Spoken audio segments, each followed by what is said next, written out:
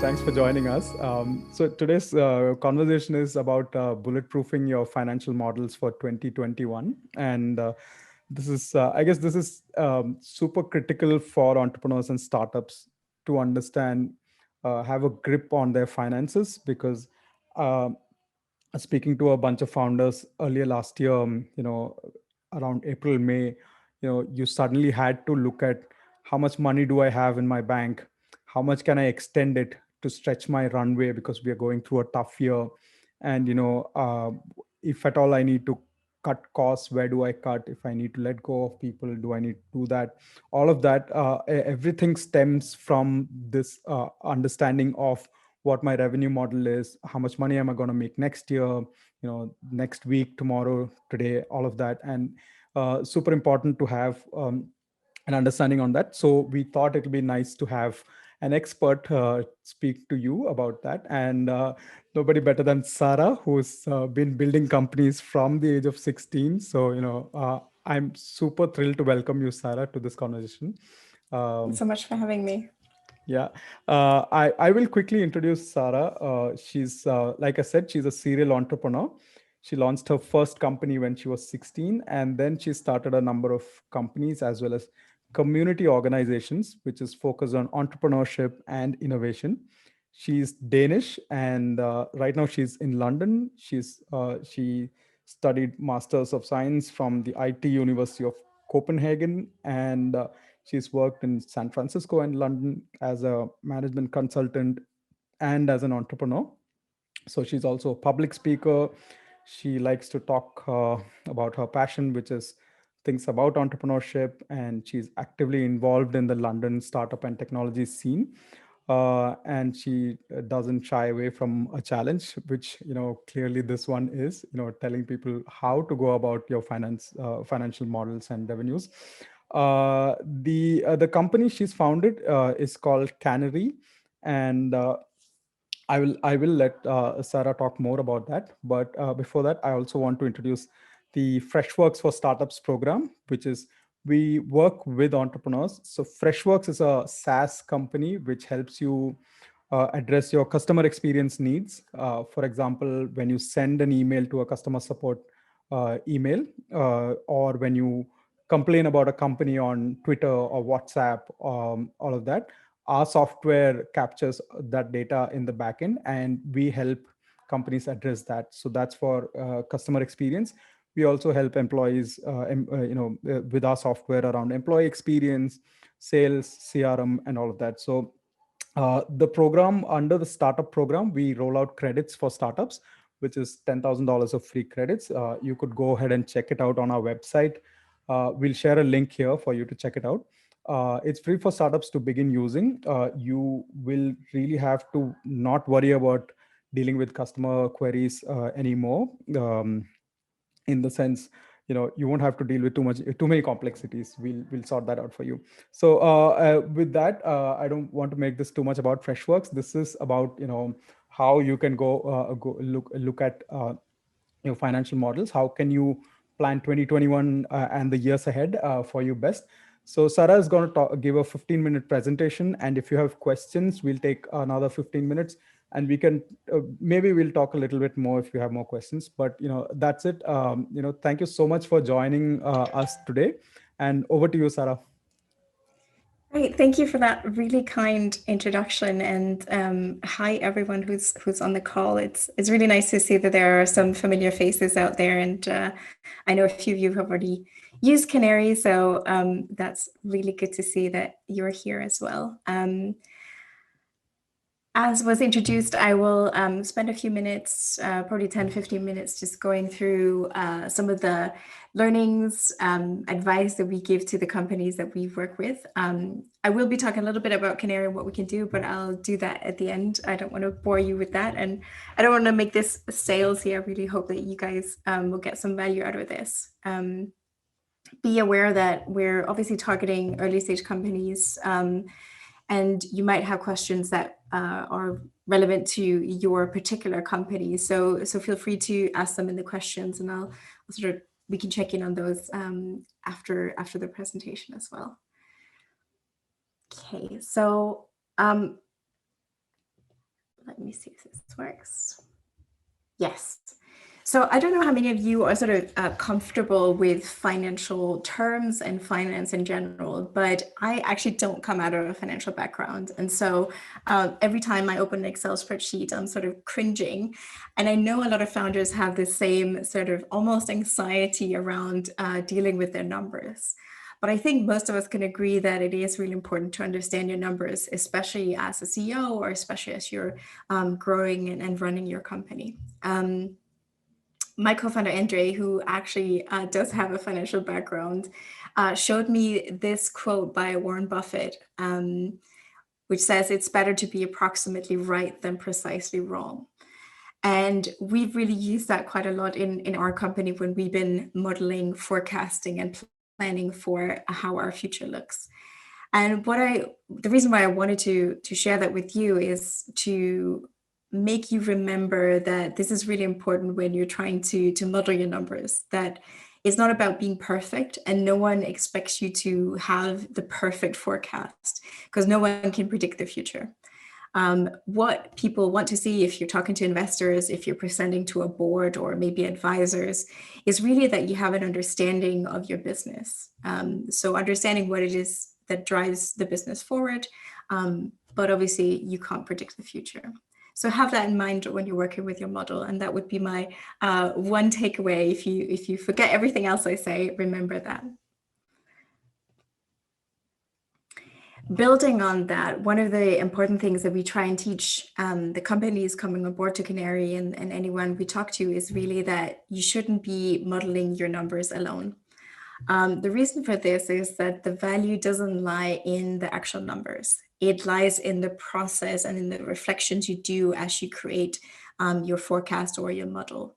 That conversation that you might have with a co-founder or with an advisor is actually where you see the value, because it gives you an understanding of how your company will look and what it takes to get there.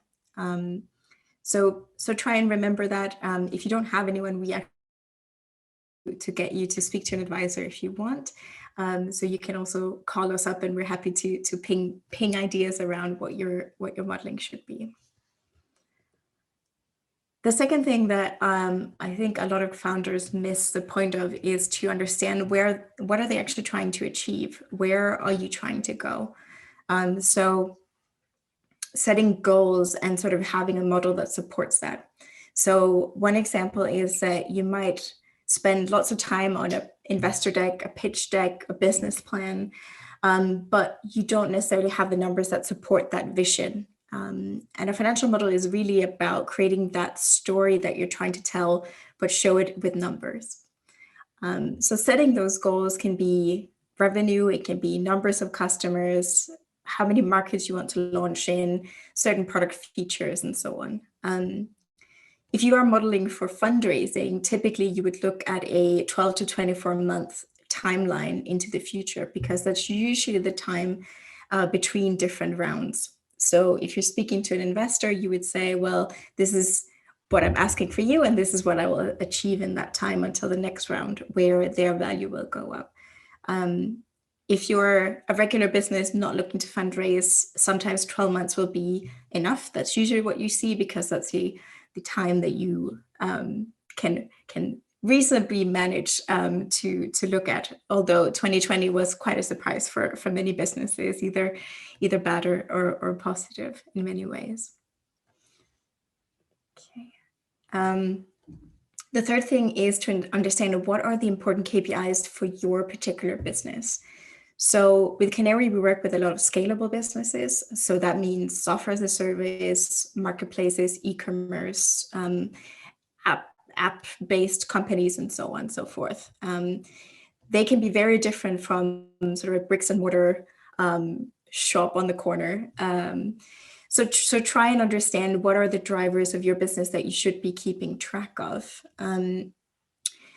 especially on what is it that drives your cost and what are the revenue drivers. Now, this can seem very simple, but a lot of the founders we talk to are very confused about this and what they should be looking at.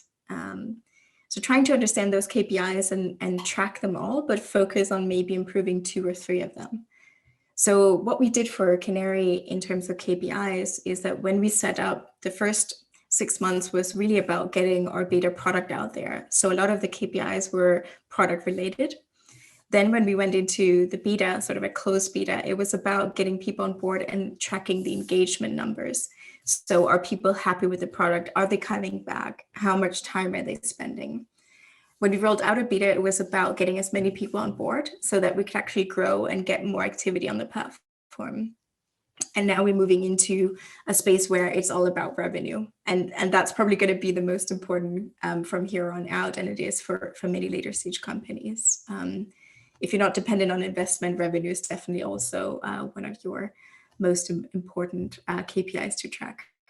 But figure out, there are lots of information about this online. We also have some built into Canaree that will help you track depending on what type of company you are.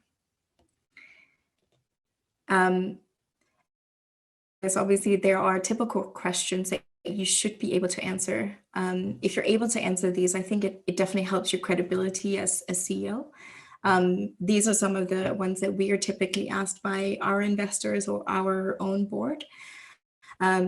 Typically around milestones, burn rate, how much are you spending, how much are you raising if you are raising investment, if you're not, then when are you breaking even? The most overlooked element of financial modeling that we see is the unit economics. It's actually sort of a VC, so investor term that came out in the 90s because a lot of early stage companies don't have very good looking balance sheets or P&Ls. So this is kind of a new term, understanding why unit economics are helpful and show more on how you can actually become a really valuable company down the line. We don't really have time to go into the depth of it, but we actually do have a separate sort of webcast where I discuss unit economics, and I can share that link in the chat as well.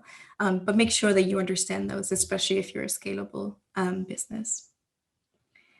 Sort of fourth point is, how much do you need to raise? So it's a big question also in terms of how does that affect valuation if you are dependent on investors.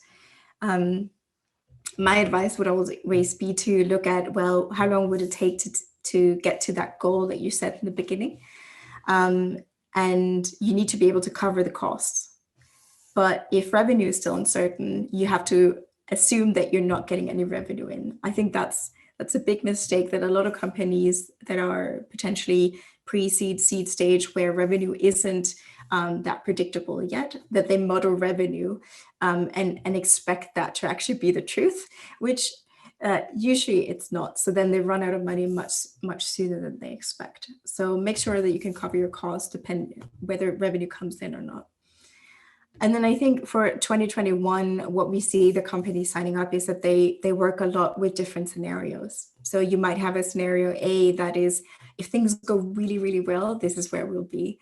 If things go badly, this is where we'll be. So have a sense of how much leeway you have in terms of runway, for example, before you run out of money, or how many you could hire, and so on and so forth. That would be my sort of big recommendation for 2021, to work with different scenarios and expect that things are still quite uncertain. We've sort of made a list of sort of the sanity check of a model that I'll go through. It's a couple of points here. So one thing is to check that your model, it's basically a fancy word for forecasting or budget, but check that the model is built up logically over time, so that this is the goal we have in 2 years' time. Does it make sense that we add more employees, that we increase our costs, that our revenue goes up, and that you show sort of that progression in time, and that it makes sense for other people looking at it as well. Again, check your unit economics. I've already touched on that, but it is really, really important. A good way of sort of keeping yourself sane and trying to model is that you add a 10 to 20% contingency to cover for all of those things that you can't foresee. It just means that you might be under budget every time, or you have a bit longer runway. This actually in our own modeling allowed us to have a runway that extended beyond an extra 4 months last year. So this is a really good and totally acceptable thing to do. Again, it doesn't have to be perfect or exact, but rather closer to the truth. And it needs to be an active tool that you can use. If you're modeling in Excel, just check that all of your formulas work. We just see so many Excel models that are sent to us that have broken formulas. We also hear investors that are modeling in Excel, and they're dealing with Series A companies where it's about millions of pounds or dollars that are incorrect just because there are Excel formulas that are wrong. So do check up on that. Obviously, if you use Canaree, that's not going to be an issue. There are no formulas you have to deal with. We do all of that hard work for you. And then make sure that you keep your model or your budget as sort of a live document. It's not a one-off thing that you can then just leave and think that it's a done deal. It really should be an active document, or it should be an active element of your sort of managerial process. The way that we do it with Canaree is that every 2 weeks I send an update to our board. I also have board meetings sort of every 4 to 6 weeks where we present any changes that are happening in our forecast, but also what does it look like in the last month in terms of being under or over budget and why. And it's a really good sort of hygiene factor if you don't have a board or yet, but try and get into sort of a routine of checking in on that. I know it can be super boring and it's not why you started a company, but it is really important, and it takes a lot of stress away when you know where exactly you are in terms of performance and spending as well.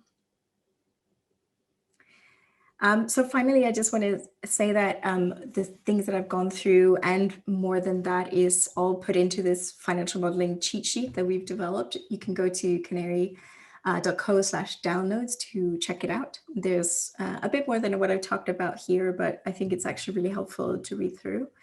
I can also share a link on that in the chat.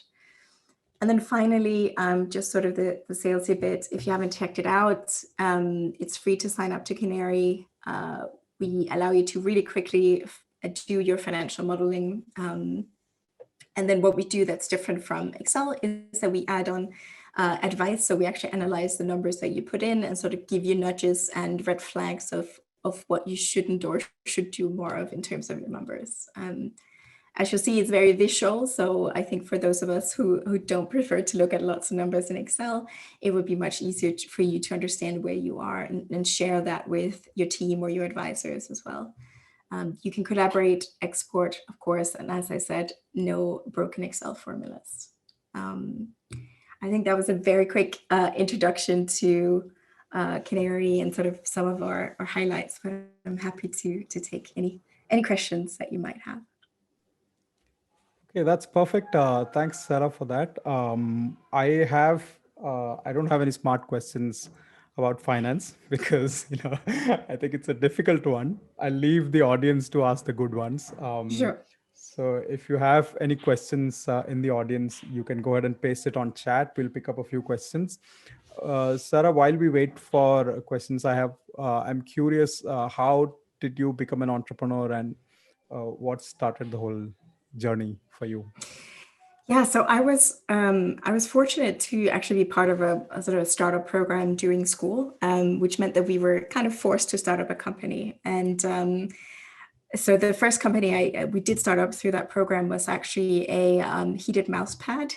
That was before everyone had trackpads, but it was to alleviate mouse injuries when you used, a keyboard a lot and a mouse a lot. So yeah, that was really interesting. Obviously, we were so young that we couldn't even register the company. So we ended up selling the idea to a big manufacturer in Denmark, where I'm from, and that sort of, I think that opened my eyes to the fact that you can actually build companies as a career rather than going into corporates. Yeah. Got it. Very interesting.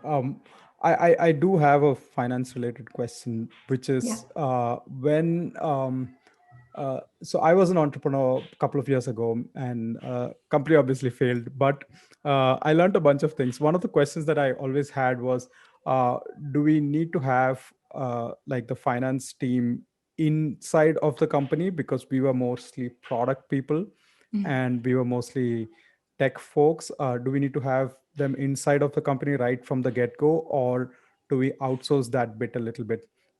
We ended up outsourcing, finance for a couple of years. What's the right approach to take there? I think it depends on the company, but I would say definitely as an early stage company, it's too expensive to have someone in the company. I mean, we've outsourced our own like bookkeeping and accounting, which looks at what has happened. We obviously look at what's going to happen in the future a lot more. And then we're lucky to have some investors and co-founders that are finance geniuses, so they've been helping quite a lot as well. But I would say until you have so many transactions that you can handle it by outsourcing, or if it's cheaper to insource it in-house, then yeah, that's what I would do. Got it. That's perfect. We have one question. This is from Mm-hmm. Harshala. She says, can you do a financial model sample using your software?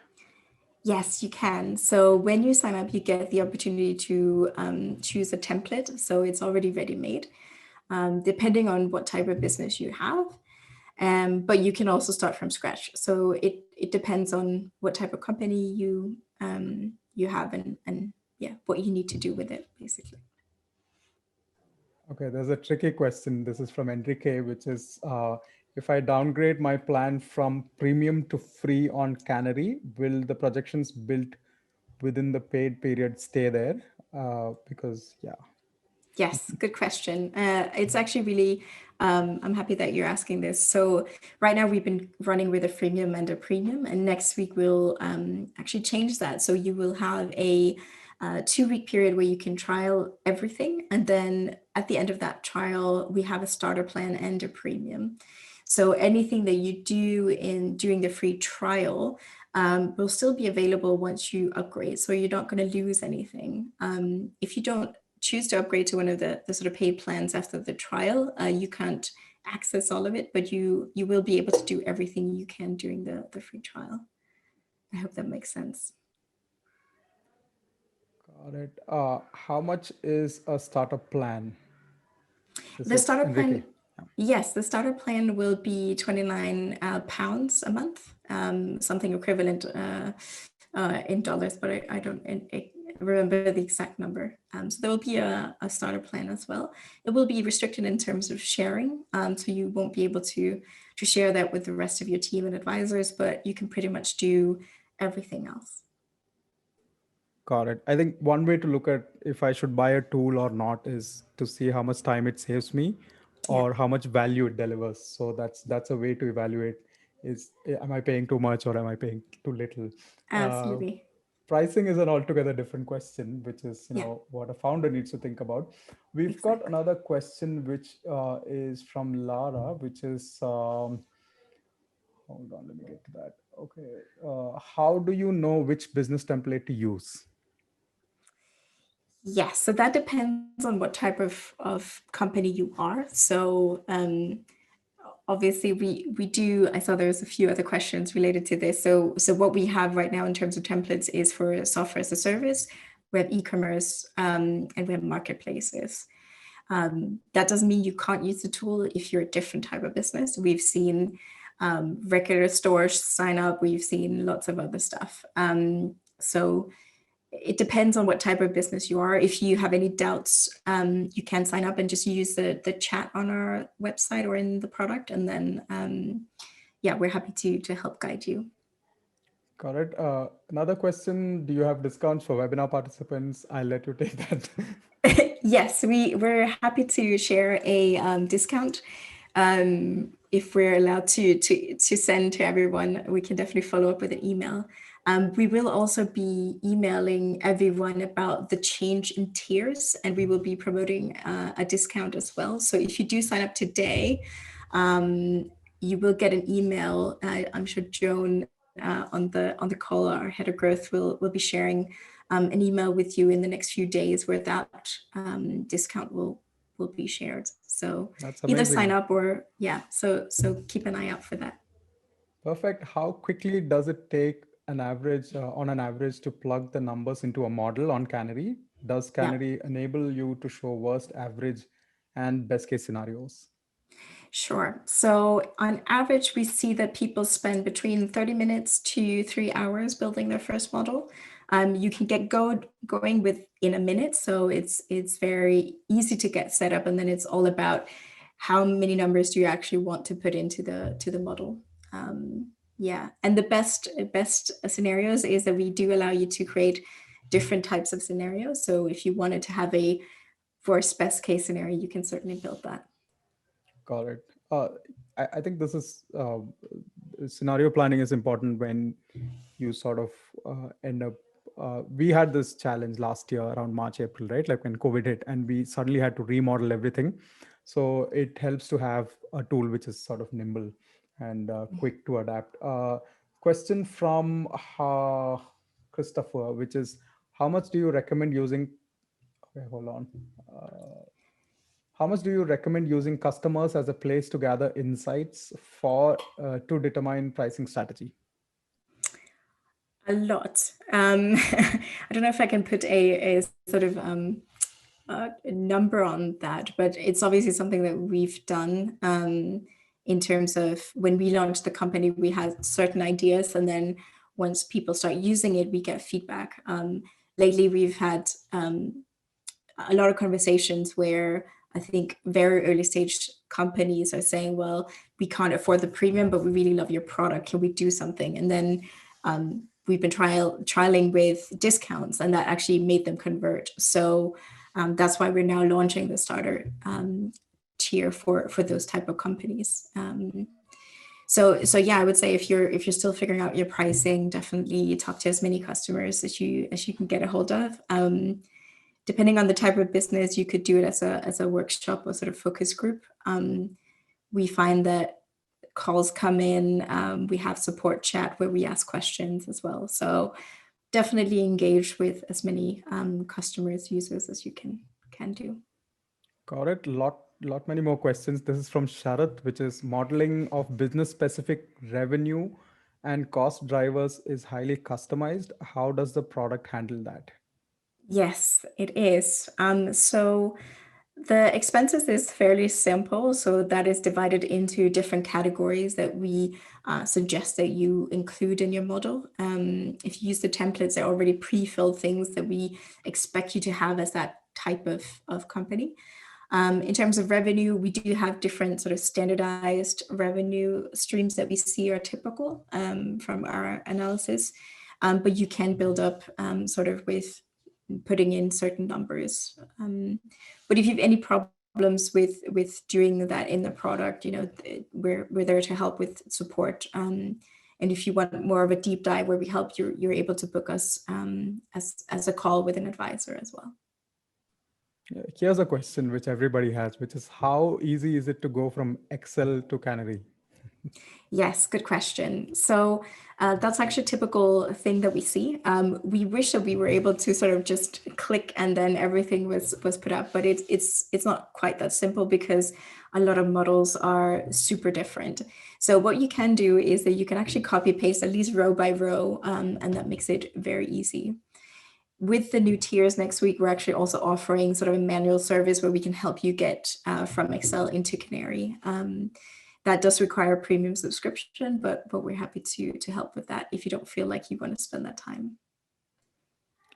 Question from George, which is, in a startup prototype stage where no sales or traction is made, with what data can one evaluate their product? Yes, so I assume, does this relate to valuation perhaps? Or maybe product market fit? Product market fit, it could be, yes.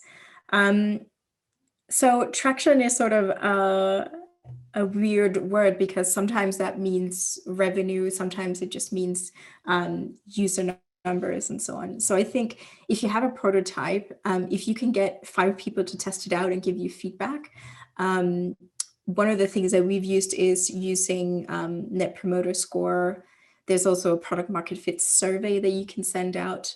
If you Google that, it's really helpful to sort of assess how happy people are with their product or with your product. So there are definitely things you can do even though you're very early stage. Just get some inclination of are people happy with the product? If the product is at very early stage, you could look at getting sort of letters of intent from people that are saying, okay, well, if the product is ready and have these features, I would be happy to pay X amount of dollars for it. And that's sort of an indication of interest and value that you're building. Got it. There's a lot of stuff out there on the internet on product market fit. I Yes. think the one I like most is the one on. It's a bit nerdy. It's the guys who posted about Superhuman. It's an email client, and so if you go ahead and Google it, you'll find it. It's a really good one. Bit intense, but it's a nice one. I think we're at the end of the questions. This was amazing. There is a poll which has showed up, so go ahead and answer the poll if you feel like it. And thank you so much, Sarah, for taking the time out. We'd You're love to welcome. have you on another webinar soon.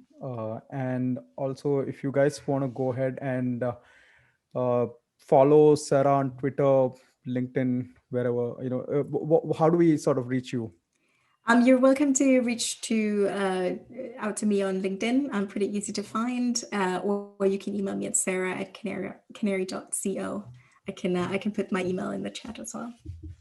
Okay, that's perfect. I'm on Twitter. I'm all the time on Twitter, so you can follow me on at the real JPK. And that's it from us, guys. We hope you've had a useful time. Thank you, Stephen, for staying up late beyond midnight. So, all right. So we're just gonna end this call here right now. If you have any more questions, feel free to email us and reach out to us. We're always there to help you. All right. Thank you. Thank you so much, guys. Bye.